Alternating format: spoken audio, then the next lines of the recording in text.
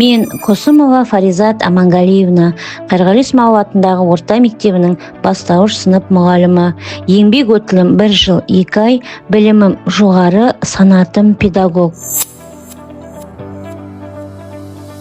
1986 жылы 27 мамырда Атырау қаласы Томары селосында дүниеге келдім. 1993 жылы Қайырғали Исмаил атындағы орта мектебінің 1 сыныбына қабылдандым. 2004 жылы Атырау-Мұнай-газ университетіне оқуға түсіп, сол оқу орнында аяқтаған соң 13 жыл еңбек еттім. 2022 жылы Халел Досмұхамедов атындағы университетінің бастауыш білім беру деңгейінің педагогі мамандығына оқуға түсіп, 2024 жылы аталған оқу орынды тәмамдадым. 2024 жылы Қайырғали Исмаил атындағы орта мектебіне бастауыш сынып мұғалімі болып қызметке орналастым.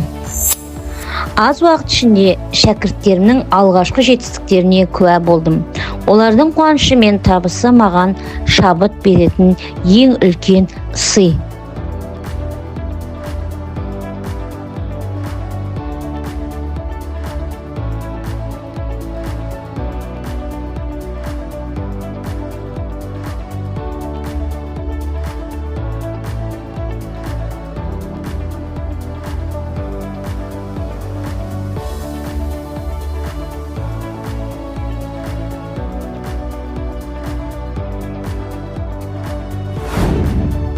Екінші мамандықты таңдағаным бекер емес.